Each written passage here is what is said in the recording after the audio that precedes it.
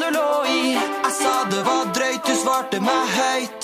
Ingenting er ulovlig, men jeg er ikke slem eller grådig. Så du fikk meg til sang, så da lå vi. Du viste meg alt, så visket du lavt. Welcome to another Reality Check VR video.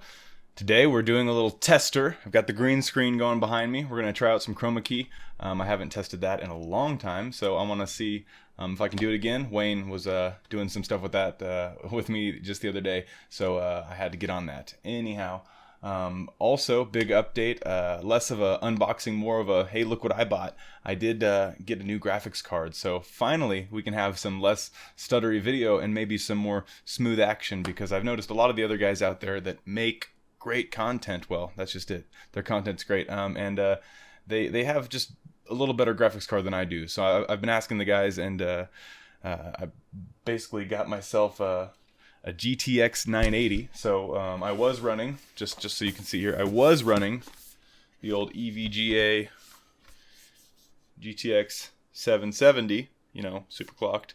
Then I'm upgrading now to the old EVGA GTX 980 super clocked, and the big difference is this one uses the old Maxwell software in there, and the hardware is just supposed to be that much better to where you're supposed to get, you know, significantly better frames per second, especially when you're doing stuff in virtual reality. So I'm always curious what the other guys that are using or developing in virtual reality, what their computers are, what they're using, because most of these guys are indie developers. They're not people that have huge budgets, you know, including myself. I don't make money from anything other than my job, so I have to go out and work, and hopefully through that work I can get things that are fun for myself, but also get good content for you guys. But just to help anybody out there that's looking, I'm currently running an i5 processor. It's actually an old school 3 gigahertz, 3.2 gigahertz processor.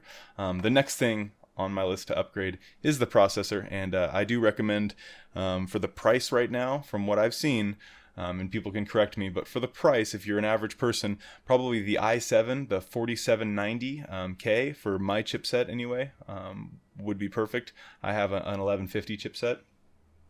Anyhow, the EVGA GTX 980, there you go, there it is. It's a beast. It does not come with the back plate, so you have to pay $25 extra if you want the back plate for it.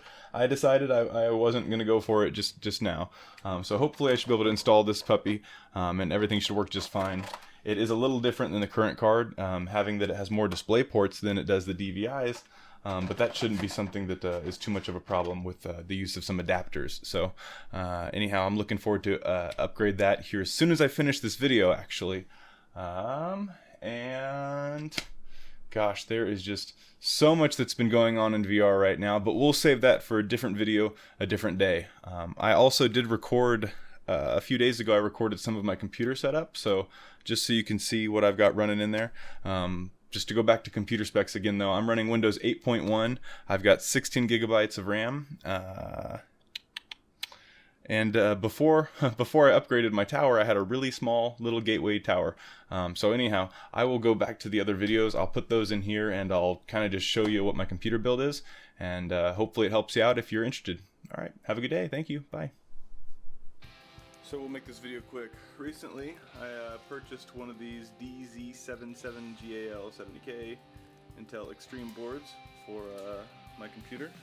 Previously, I was using a gateway monitor, and the tower was just too small for the new motherboard that I got. So we'll just go ahead and look in the dirty inside right now. Anyway, once I realized that my board wasn't going to fit in that guy, I got a new tower. Whoa. And this guy is a beast, so I just wanted to show you what we've got going on here. Alright, I just finished setting up my connections here in the back. And what we've got is I've got 2 added USB 3.0 drives on the bottom, which gives us 4 extra of those. Plus I've got a little splitter on there. This motherboard comes with 4 3.0 USB drives. Let's open her up real quick.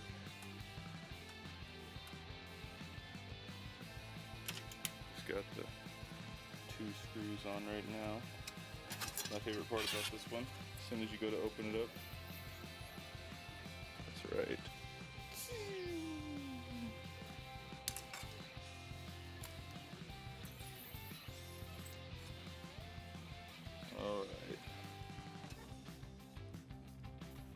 On the inside here, we've got a new Cool Master for the heatsink to cover just the basic actual i5 that I've got going on in there.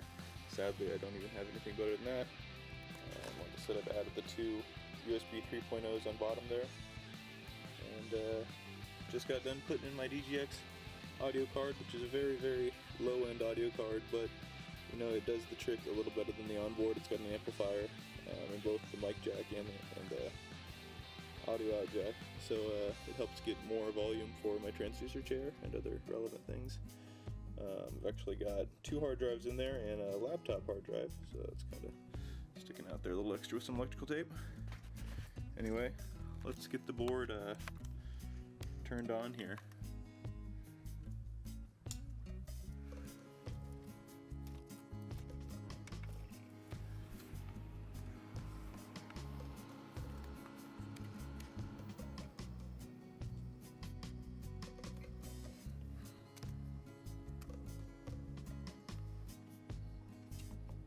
We've got 2 fans on the rear that blow the air out.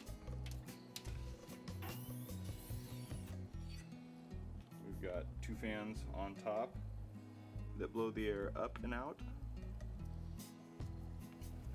2 fans on bottom, which blow the air up from the bottom.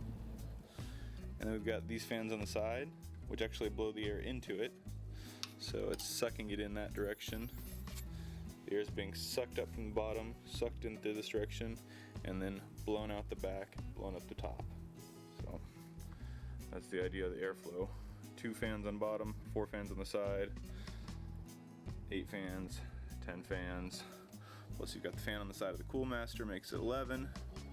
Fan on the side of the power supply makes it 12. And of course you've got the fan up here that hits the hard drives. That makes it 13 fans in there.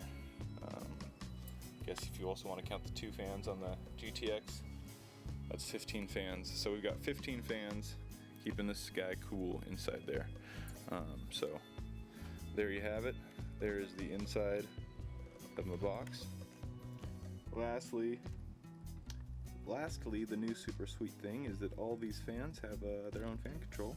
So I can go in right here and right where it says RPMs, I can set that, and this has a huge spectrum of numbers that it can go to, but the fans that I have installed can only go from about 500 RPM to about 2000 RPM. But once you get them up kicking in there, they get pretty loud. Might as well show what it's like. So you hold down the button, once you get it blinking, you can switch it to the next one.